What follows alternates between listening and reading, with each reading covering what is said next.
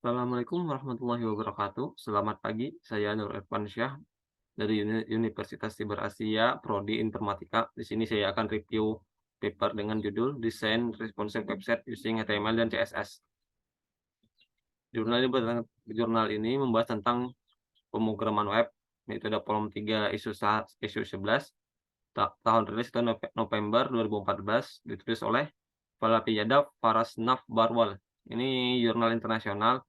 Tujuan di Tujuan web Tujuan jurnal ini dibuat adalah untuk memberitahukan kepada para desainer web pemula bahwa ada cara agar web tidak monoton pada satu dimensi saja. Maksudnya ini, kalau ada web dengan dimensi yang luas, itu kalau diperkecil, elemen-elemen yang ada di dalam web itu akan menyesuaikan dimensi yang ada.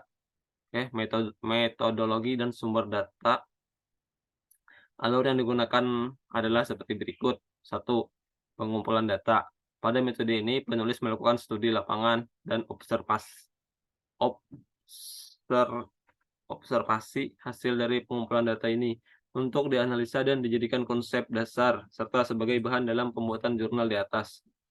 Deskripsi data. Pada metode ini, penulis melakukan deskripsi pada data-data dan yang sudah didapat agar mudah dimengerti.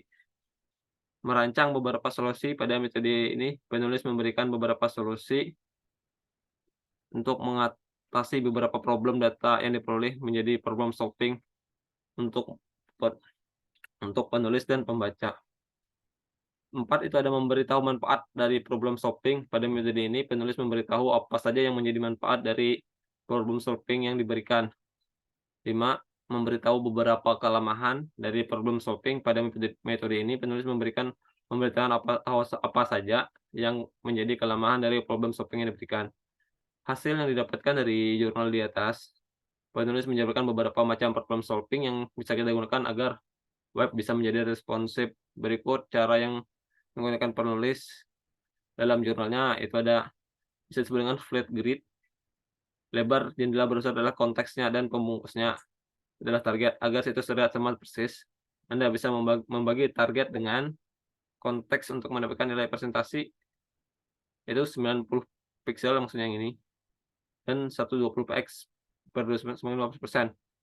Setelah dapat hasil, kita bisa menentukan bagaimana desain kita dibuat. Contoh contoh kodenya seperti ini. Ini yang full dan ini yang setengah. Nah, ini contoh codingnya. Terus ada fluid image.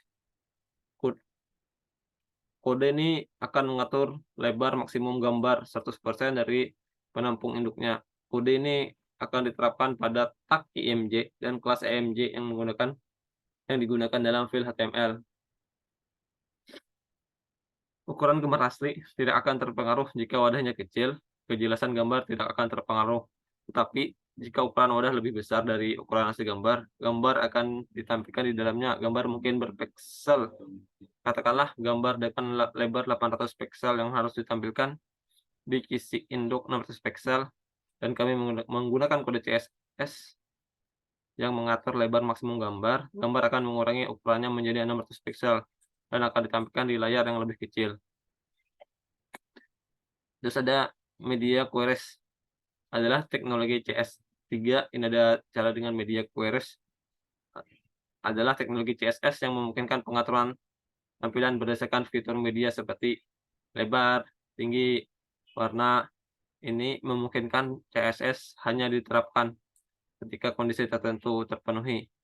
Query media yang diperkenalkan dalam CSS3 membantu dalam presentasi dan responsive website.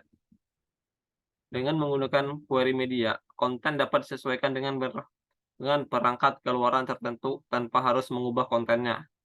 Query media dapat disusun dengan operator logis seperti dan tidak hanya ketika desain terlalu besar atau terlalu kecil. Query media dapat digunakan untuk mendeteksi lebar situs dan menyesuaikan CSS untuk mengatur ulang konten situs dengan tepat, dan dengan demikian situs web responsif lebih mudah dalam menjaga konten dan membantu mengurangi pemeliharaan situs. Manfaat dan solusi yang manfaat dari solusi yang diberikan itu adalah satu web untuk satu web, satu URL untuk beberapa ukuran browser. 2 ada adaptasi multi-layer. 3 mudah dipelihara. 4 itu meningkatkan pencarian search engine. 5 meningkatkan pengalaman pengguna. 6 adalah hemat waktu dan biaya.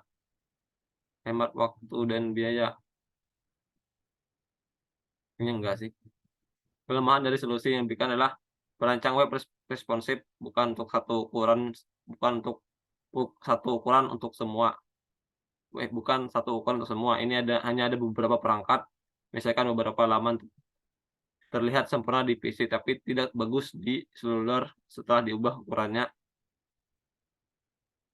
Bagian navigasi di perangkat seluler, desain web yang responsif juga membuat navigasi sulit diatur secara naluriah dan komprehensif.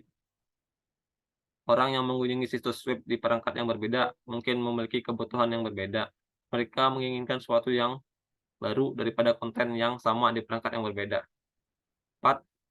Waktu pengembangan rata-rata untuk membangun situs web responsif biasanya 20% lebih lama daripada waktu yang membangun situs standar. Jadi ini bukan hemat waktu ya, cuman hemat biaya. Karena pembuatannya akan lebih lama.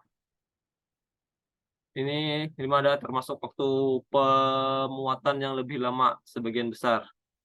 Sebagian besar waktu browser wajib mengunduh kode HTML atau CSS, catatan atau Futureworks.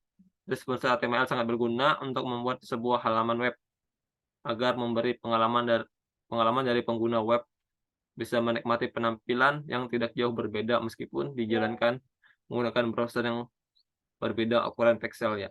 Ini kesimpulan dari review jurnal saya, itu kesimpulan responsive HTML adalah suatu coding yang berfungsi untuk menyesuaikan beberapa elemen yang digunakan di HTML agar tetap menarik saat dibuka di platform browser manapun dengan lebar tinggi pixel yang berbeda.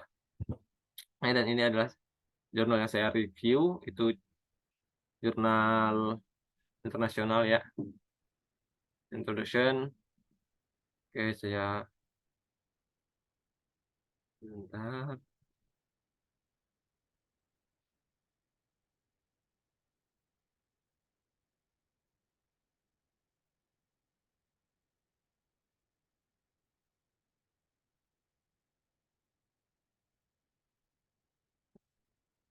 Iya, kelihatan.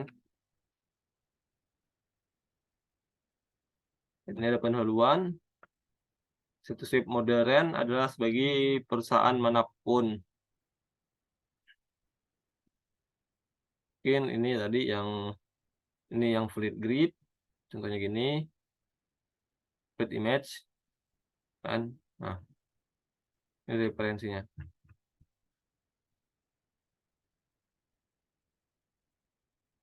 Oke, terima kasih sudah menonton. Saya Nur Irfansyah. Salah hilap dalam perkataan saya mohon maaf. Wassalamualaikum warahmatullahi wabarakatuh.